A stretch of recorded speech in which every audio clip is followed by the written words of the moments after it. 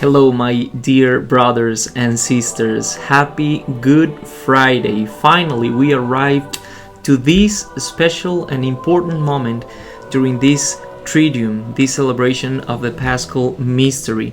Today, Good Friday, the liturgy of the Church invites us to listen, to meditate, and to contemplate the account of Jesus' passion, crucifixion, death, and burial in the Gospel of John.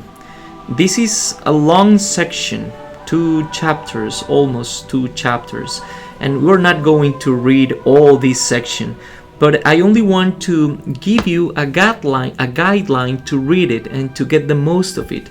But before to do that, let me say an introductory comment, if you want, about this section. Throughout the Gospel of John, Jesus mentioned several times the expression, the hour. At the beginning of the Gospel, chapter 2, he says to Mary, "Woman, my hour has not yet come," at the wedding at Cana.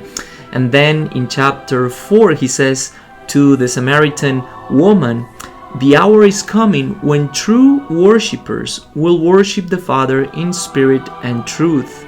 Then in chapter 5, he says to the Jewish people who are around him, that the hour is coming when the dead will hear the voice of the Son of God. And then when Jesus arrives to Jerusalem, he says to the people around him, "The hour has come for the Son of Man to be glorified." That's chapter 12. And then, if you remember at the beginning of yesterday's Gospel, chapter 13, he says to his disciples, or better, the evangelist says that Jesus knew that his hour had come. So let's break down this Gospel, this long section, into 7 small sections. The first section is Jesus is arrested, chapter 18, verses 1 to 12. Then the second section, Jesus is taken to the chief priests to be judged, chapter 18, verses 13 to 27. In the midst of this section is the inquiry, if you want, to Peter's denial. Then the third section is Jesus is taken to Pilate. This is the longest section of this gospel. Then the third section, Jesus is taken to Pilate, chapter 18, verses 28, and then chapter 19, verses 1 to 26. Then the fourth section, Jesus is taken to the place of skull, or Golgotha, to be crucified, chapter 19, verses 17 to 24. The fifth section, Jesus gives his mother to his disciples, to his beloved disciple, and Jesus gives the beloved disciple to his mother the gift of Mary, chapter 19, verses 25 to 30. Then the sixth section, Jesus is pierced, the gift of blood and water, chapter 19, verses 31 to 37. And the last section, Jesus is buried, chapter 19, verses 38 to 42.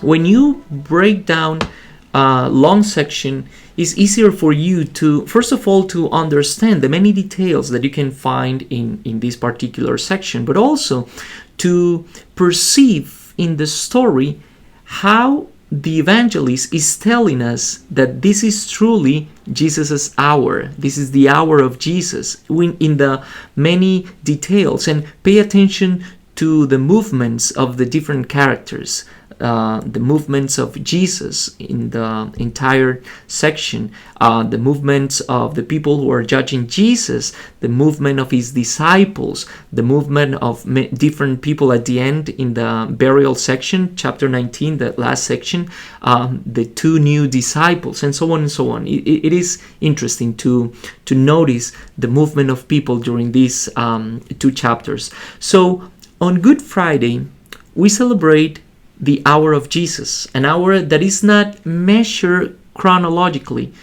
but in the density of this Eucharistic love that offers his life for the salvation, not only for his disciples, but the salvation for every human being, every man and woman throughout human history. This hour, the hour of Jesus, sheds a bright and marvelous light in the mystery of our own suffering, our struggles and failures. It is interesting to note that the hour of Jesus, the moment of Jesus' glorification, this crucial and important moment, is not a solemn ceremony, but an act of violence and hatred, a moment of confusion for his disciples, a moment of pain for his mother and his beloved disciple, but a necessary moment that prepares the next step in this story of salvation. And again, although this is a critical and decisive moment in Jesus' life and ministry, is neither the end of his ministry and his life, right? Even though we need Good Friday to understand the mystery of God's love, we Christians are not people of Good Friday. We are people of resurrection. So we need this moment to understand the density, the heaviness, if you want, of what we are going to celebrate in a couple of days. We move on. We see Jesus' crucifixion and death as a trampoline to the celebration of his resurrection. In a final note, I think it's interesting, this little detail, but very interesting. At the beginning of this gospel, chapter 18, verse 1, the evangelist said that Jesus, when he said this, Jesus went out with his disciples across the Kidron Valley to where there was a garden. It was a garden. So the whole section begins in a garden. And at the end, chapter 19, verses 41, this is, it says, now in the place where he had been crucified, there was a garden. Garden at the beginning and at the end. What is this little detail telling us about Jesus' crucifixion, death, and burial? Again, the invitation for you to take a time to set aside a chunk of time today to read this whole section, Jesus' passion, death, crucifixion, death, and burial, to get the most of it, to pray with this little text, with this long section better, and to try to understand how Jesus' passion is telling you something about your life, about his love for you. All right, I wish you a wonderful and blessed Good Friday, and may his love, his compassion, his mercy, his forgiveness fill your heart and give you consolation and strength to carry on your own cross and to see at the end your own resurrection in the light of his resurrection. God bless you all.